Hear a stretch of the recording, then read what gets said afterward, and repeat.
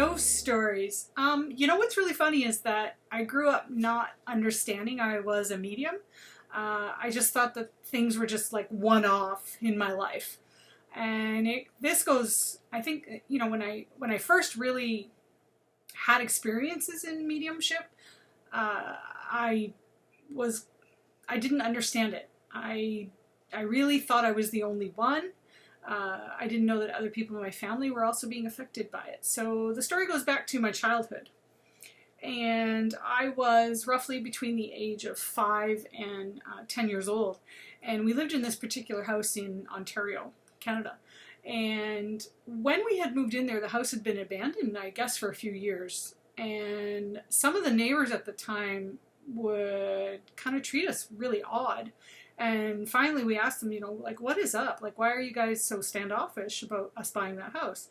And because they would make remarks, and they said, well, I don't know if you know this, but there's rumors that the lady who lived there hung herself in the basement.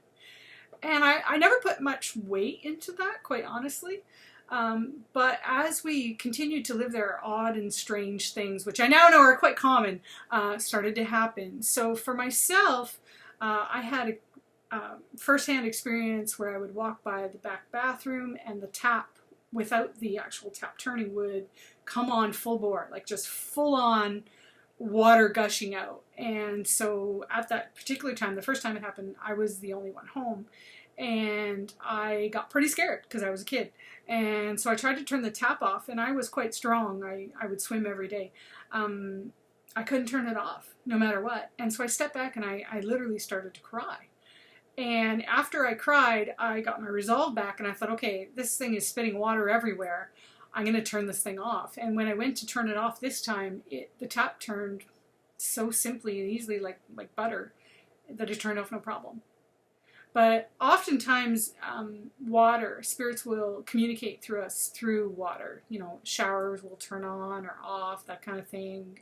We'll hear the kitchen sink run. At the same time, they'll also do things like bells. We would hear sometimes the doorbell ring and there'd be nobody there. And that could be at any time of the day. We had issues where we would wake up in the morning and the original kitchen that was in the house, because we had renovated it, the cupboard doors that were in the original position of the original kitchen, we'd wake up even though we'd all gone to bed, and the doors would be open, that kind of thing. But I think the biggest thing that happened to me while I lived there personally was I would be down in the lower level, and there was about 5 steps up to what was known as a breezeway and then there would be a back door and a front door. And I would be engrossed in a TV show, you know, happily so.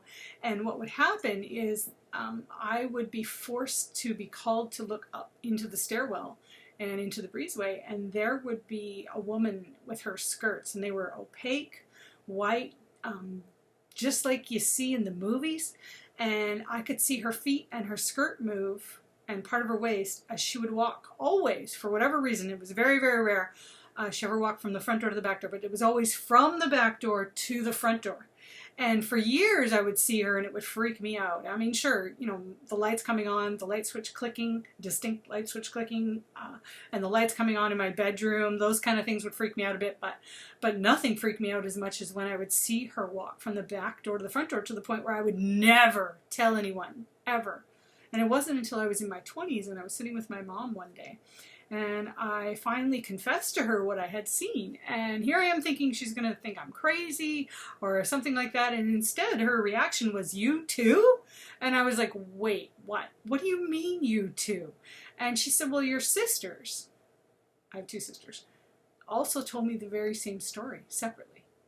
And so for me, that was my very first experience with being a medium. I had no clue, because we moved many times after that, never had any issues in any of the other houses that we had lived in, all the way up into my adult years, that kind of thing. And so that was very, very telling of what was coming for me, but I was really not picking up the message. I really honestly thought that it was just this one-of thing. And then as my life progressed and different things happened, I realized that I've never stopped being able to see that. I just blocked it out for a while. Thank you.